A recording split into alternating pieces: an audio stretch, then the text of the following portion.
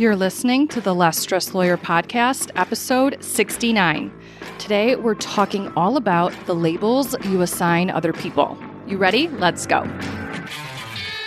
Welcome to the Less Stressed Lawyer, the only podcast that teaches you how to manage your mind so you can live a life with less stress and far more fulfillment. If you're a lawyer who's over the overwhelm and tired of trying to hustle your way to happiness, you're in the right place. Now, here's your host, lawyer turned life coach, Olivia Vizzacaro. Hey, my friends. How are you? Things are good over in my neck of the woods. I just made it to Nashville. I got in yesterday, and I am here to work with my business coach because even coaches need coaching. I think everyone could benefit from coaching. So I get coached myself, and every 6 months, I go to a different city and I get to meet with my business coach and I get to meet with all of my entrepreneur peers. And I just soak up several days of learning in an immersive environment. It's one of my favorite things. I am a retreat person. That's why I host my own in-person events. I just absolutely love the experience of being in community with people and being able to immerse myself in the learning and be fully focused. So I just touched down here yesterday. I'm getting acclimated. It's pretty warm in Nashville. And I'm so excited to meet and mingle with everyone. I also have the pleasure this time of being one of the instructors for the program that I'm a part of. So I'm also a student and an instructor this time, which is so fun. I absolutely love teaching people how to make money, and I get to do that as part of this program. So I teach my own clients how to make money, how to build successful law practices, how to market, and then I get to do that here with coaches and entrepreneurs. It's so fun. So that's enough about me. I hope wherever you are in the world listening to this, all is well with you. I'm super excited to talk to you about today's topic. It's actually a special request from one of my clients who is an avid listener of my podcast. And she reached out to me and she said, hey, can you please do an episode on this? And I went back through kind of the archives of my podcast, and I did an episode on this before, but it's slightly different. So let me explain. So today's topic is about the labels you assign other people. Episode 14 of this podcast is all about the labels you assign yourself. And even though the concept is the same, like the framework is still the same, I want to give you some specific examples of what this looks like in practice and why it's problematic, specifically when it comes to other people. So this is what I mean by assigning a label to someone. So labels are just thoughts that we have about other people. And the thought is a judgment that we have about them. And it's a characteristic that we believe that they exhibit. So examples of this would be thoughts like, he's irresponsible, he's aggressive, she's disrespectful, she's lazy, he's immature, she's unprofessional, he's non-responsive, she's rude, he's flaky, he's narcissistic, she's unreliable, she's bitchy, he's arrogant, or she's selfish. Obviously, this is not an exhaustive list, right? These are just examples of the types of labels that you might be assigning to the people in your life. And you have to remember, our thoughts are not true. Facts are true. So in this instance, there would be behavior that someone exhibits. The factual behavior, the actions that they take, that everyone in the world would agree upon. If we all listened to what they say or we watched what they did, it would be in the most factual way possible. So she said blank, you would insert the direct quote, or he did this, he said no to attending something, or she showed up 30 minutes after the start of the event, right? Those are facts. And then you place a judgment on the facts that you observe. And we label people, we assign them these characteristics based on our own belief systems and the facts that we encounter. And we end up taking these labels and we use them as a lens where we view people through the label that we assign them. And our brains are so powerful. They're such incredible tools and they're so effective. When we assign these labels to people, our brains essentially say, Roger that, I'm going to go out and find evidence to prove this belief true. Even though our thoughts aren't true, our brain accepts the assignment and it's like, I'm going to go confirm this for you. I'm going to close the loop. So when you're thinking that someone is irresponsible, when you assign them that label, your brain says, Roger that, and it goes out and it finds all the evidence that this person is irresponsible. So everything that they do, you view all of their actions through that lens of believing that they're irresponsible. So you're like on hyper alert, looking for evidence and more proof to support your initial belief that they're irresponsible. So you're going to bypass and ignore anything to the contrary. You're going to miss seeing the ways in which someone might be responsible. And of course, it's always just a subjective opinion on whether someone's responsible or irresponsible. But you're going to miss things that you would perceive to be responsible, and you're going to hyper-focus and look for proof of someone's irresponsibility. Same thing when you're believing that someone's aggressive. You're going to look for all the ways that someone's aggressive. You're going to miss the ways where they're mild in nature and soft or welcoming or thoughtful or caring. You're going to look for all the ways that they're aggressive. If you think that someone's disrespectful, you're going to search for all the ways in which they're disrespectful. And your brain is so good, it will find things to support this. You'll make the argument, subconsciously or unconsciously, to fit your initial assumption about someone. Same thing with believing that someone's lazy. You're going to look for all the ways that they don't show up the way that you want them to.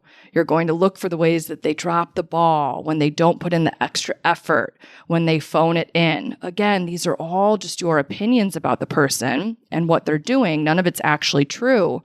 But we believe our thoughts, especially when you're not actively engaged in the process of identifying your thoughts, examining them, and questioning them, which is something that we do when we coach together. You learn that skill set. You learn how to do that. So now I want you to take a few minutes and we're going to go through, basically we're going to workshop this during this episode because I want you to start to create some awareness around the labels that you're assigning the people in your life. So let's think maybe you have a boss, okay? What are the labels that you assign to your boss? Maybe you think they're demanding. Maybe you think they're toxic. Maybe you think they're not respectful of your time or your boundaries. So when you think those thoughts, when you assign those labels to them, do you see how you search for and find more evidence to support that initial belief? I also want you to think about, how do you feel when you think those thoughts about this person, when you assign these labels to them? It's going to cause you to feel a negative emotion.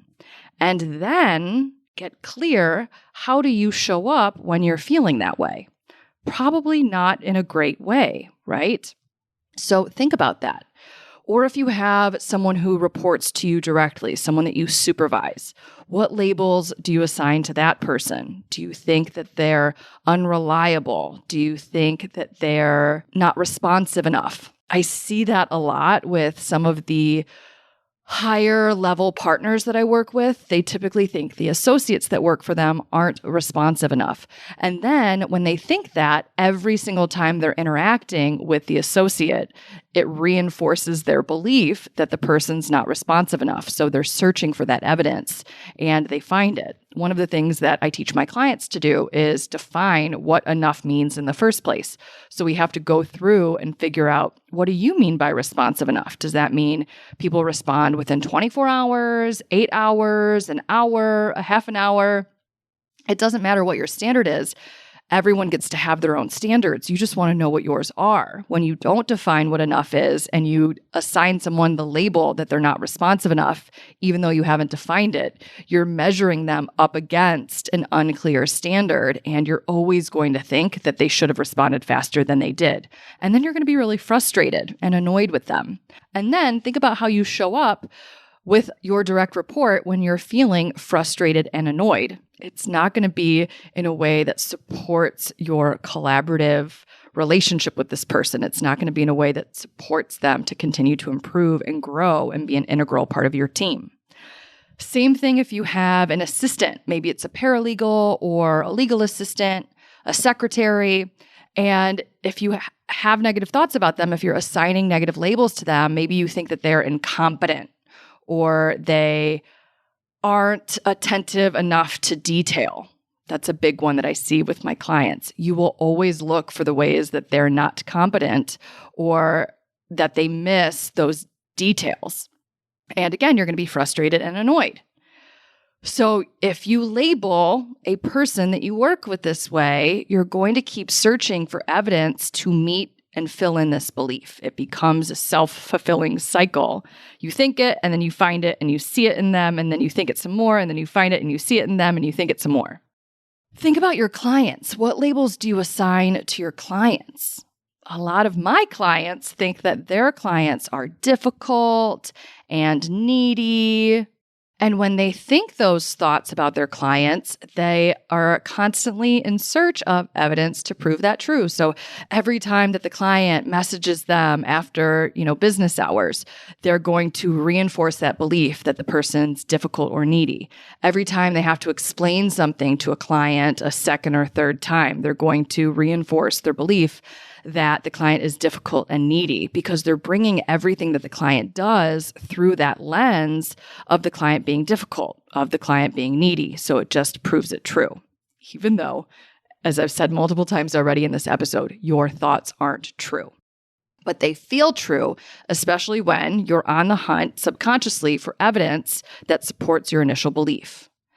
Think about the labels that you assign to your parents. I coach a lot of my clients on their relationship with their parents. I think, no one teaches us in life how to have relationships with adult parents or how parents should have relationships with their adult children. And I find there to be a lot of tension and conflict in adult-child-parent relationships. So take a second and think about how you think about your parents. Do you think that they're intrusive? Do you think that they're judgmental? Do you think that they're unsupportive? Do you think that they're slow? My mom hopefully is not listening to this, but this is a label I've assigned to her with like how she drives.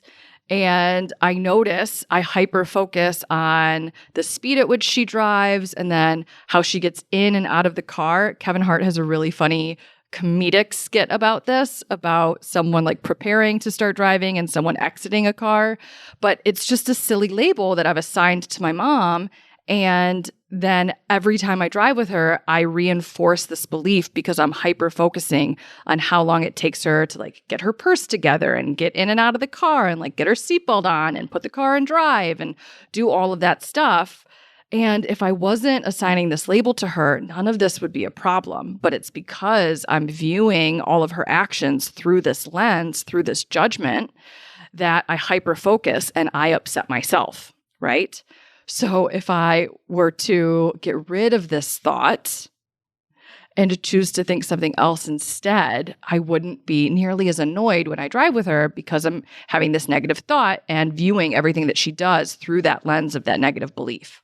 How about the thoughts or the labels you assign to your romantic partner? Do you think that they're selfish? Do you think that they're unsupportive? Do you think that they are unhelpful? If you're thinking these things about the person that you're romantically involved with, notice how you constantly search for evidence that they're selfish. You're going to look for all of the ways that they're not holding their own in the relationship. You're going to look for all of the ways that they put their needs before you. You're going to look for all the ways and all the times that they don't help you versus looking at the times that they do help you. Now, what's the problem with assigning these labels? Number one, if you're assigning a negative label to someone, you're making yourself feel like shit. Okay?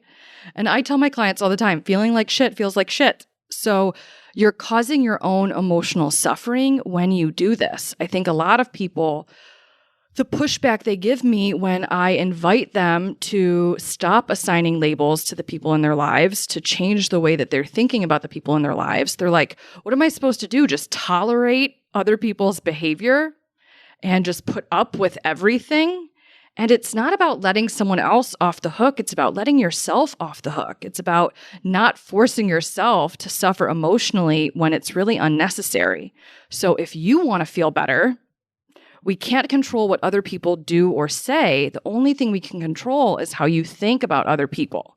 So I highly encourage you, I invite you to entertain the idea of changing the labels that you assign people, or just stop assigning labels to them so you don't cause yourself emotional suffering that's completely optional and completely unnecessary.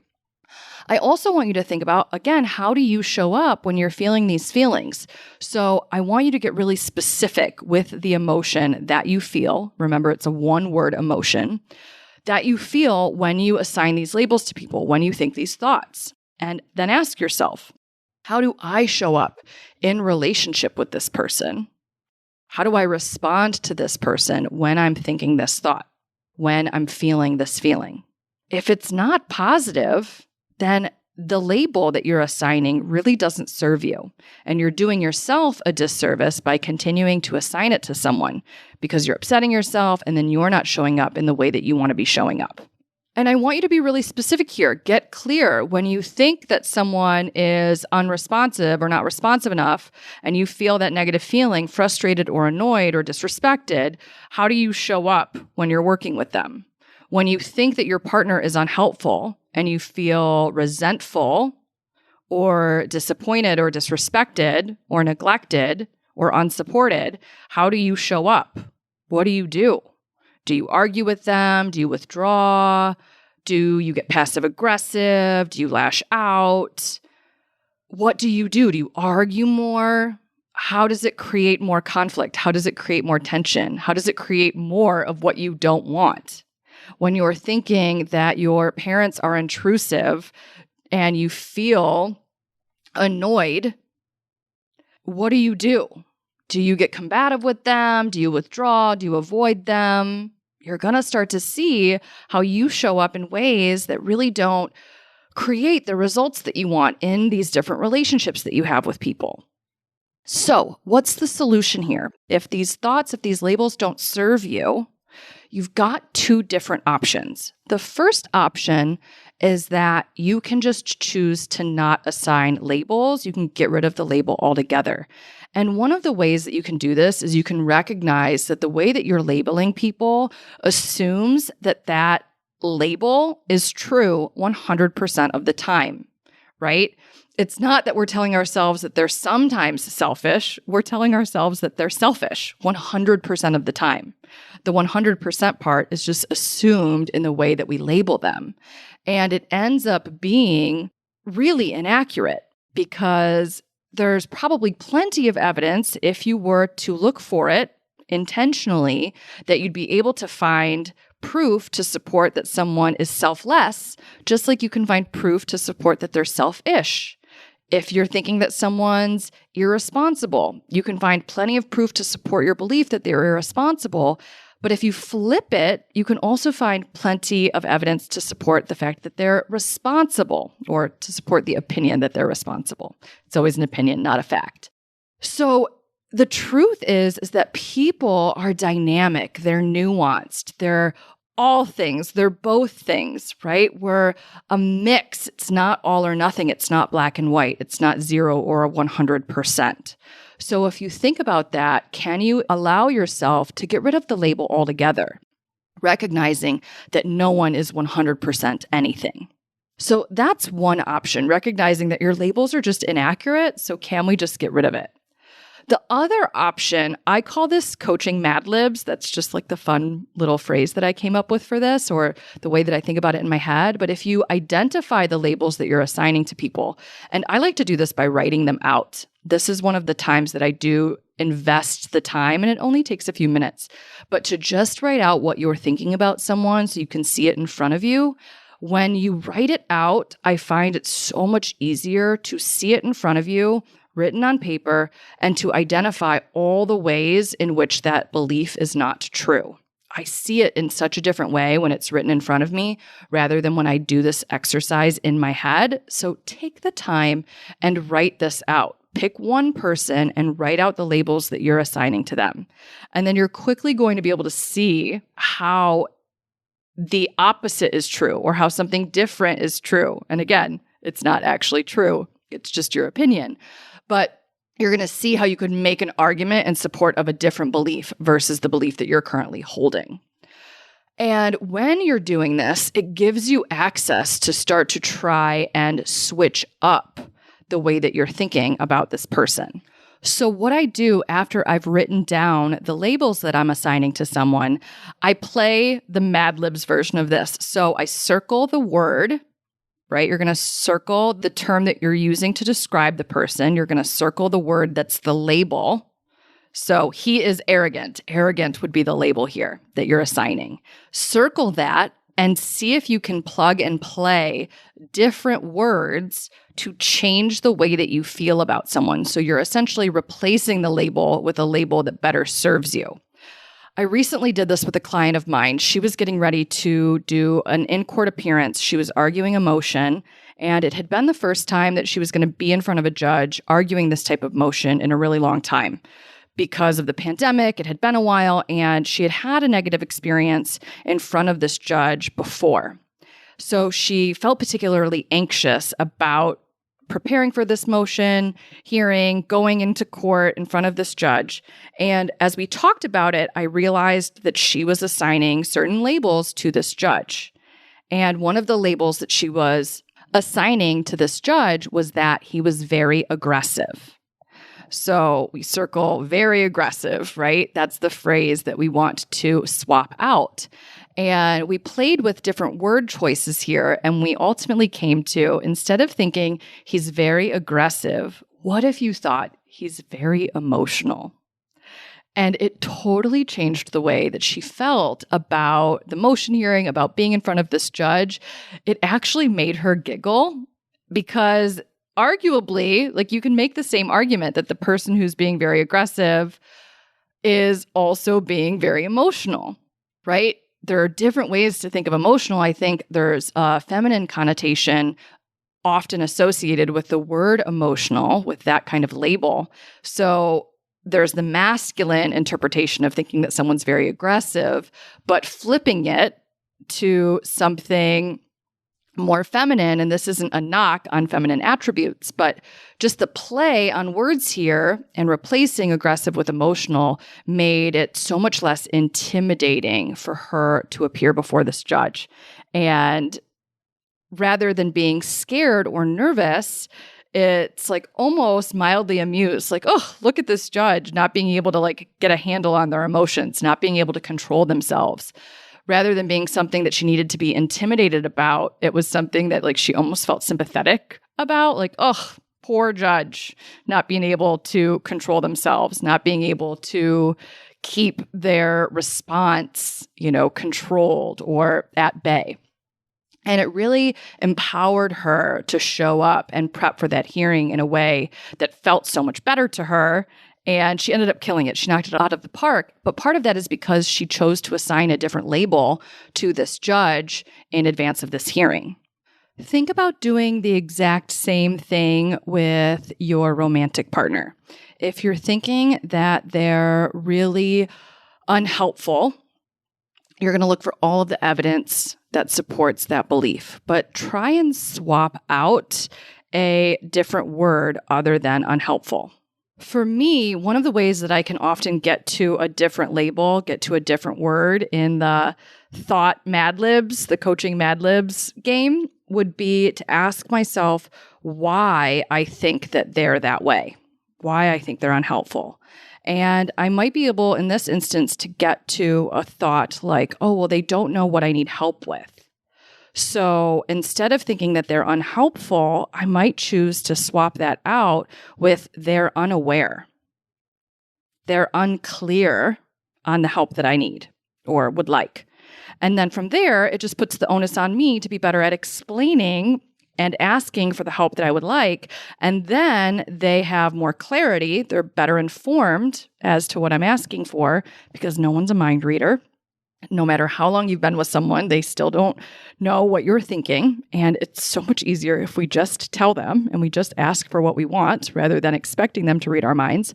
So I would just choose to think that they're unaware, they're uninformed, and that I can solve that by informing them and just being more clear and asking for what I want. Same thing with someone that I might supervise. I might think that they're incompetent. That's not going to make me feel good, and I'm going to show up in a pretty negative way when I'm feeling whatever feeling comes from that: frustrated, annoyed, disappointed, discouraged.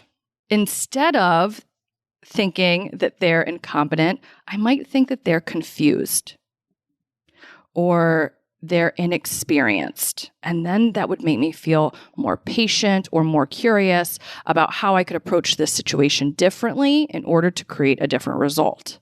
Okay.